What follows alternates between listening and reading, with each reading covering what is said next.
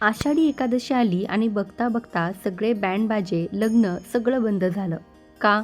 कारण देव झोपायला गेले आहेत. हो, खरंय. कारण आता सुरू झालाय चातुर्मास. हे 4 महिने, या 4 महिन्यात नक्की काय घडतं आणि घरातील महिलांनी काय करावं? चला जाणून घेऊया.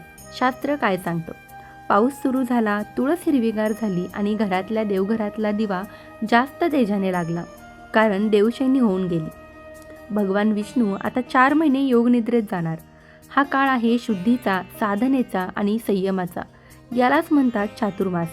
आजच्या व्हिडिओमध्ये आपण बघणार आहोत चातुर्मासाचं महत्त्व आणि महिलांसाठीचे खास नियम. शास्त्रात सांगितलंय आषाढी ते कार्तिकी हे 4 महिने फक्त उपवासाचे नाहीत. हे आहेत आत्म्याला रिचार्ज करायचे दिवस.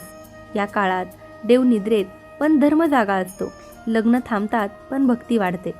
आज आपण बोलणार आहोत चातुर्मास म्हणजे काय, यात काय घडतं आणि महिलांनी या पवित्र काळात काय करावं. चातुर्मास म्हणजे नेमकं काय, तर आषाढ महिन्यातील देवशयनी एकादशीपासून ते कार्तिक महिन्यातील देवस्थानी एकादशीपर्यंतचे हे 4 महिने 2026 मध्ये 2 जुलैपासून सुरू होऊन 25 ऑक्टोबरला संपणार. हे 4 महिने. आता प्रश्न पडतो, देवाला झोपायची काय गरज? शास्त्र सांगतं की या दिवशी भगवान विष्णू शेषनागाच्या शय्येवर योगनिद्रेत जातात. 4 महिने ते विश्रांती घेतात आणि या संपूर्ण सृष्टीचा भार भगवान शंकर सांभाळतात. म्हणूनच या काळाला इतकं महत्त्व आहे. देव जरी निद्रेत गेले तरी धर्म मात्र जागा असतो. पण फक्त धार्मिक कारणच नाहीये. हा पावसाळ्याचा काळ असतो, निसर्ग ओलसर असतो, पोटाचे विकार वाढतात, अन्न लवकर पचत नाही. म्हणूनच आपल्या पूर्वजांनी हा काळ संयमाचा काळ म्हणून ठरवला आहे. हलका आहार, नियम आणि मनाची शुद्धी. पूर्वीचे साधू संत देखील या 4 महिन्यात एका जागी थांबायचे. पावसात इकडे तिकडे भटकायचं नाही, तर एका गावात राहून लोकांना ज्ञान द्यायचं, प्रवचन करायचे. त्यातून ही परंपरा पुढे आली.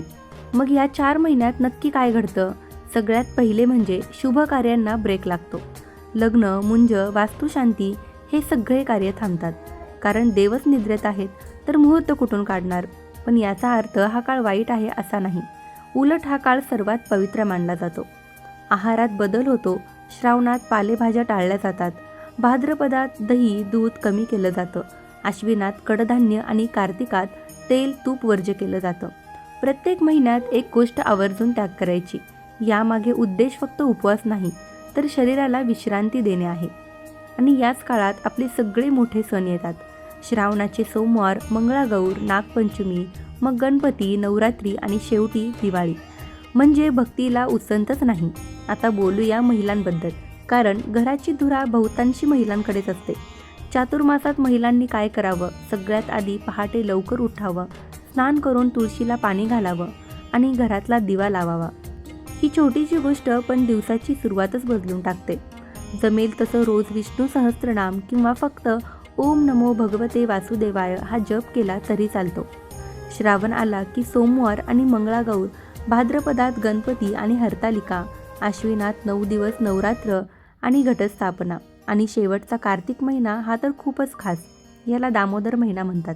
या महिन्यात रोज संध्याकाळी तुळशीपुढे आणि देवाजवळ गाईच्या तुपाचा दिवा लावायचा.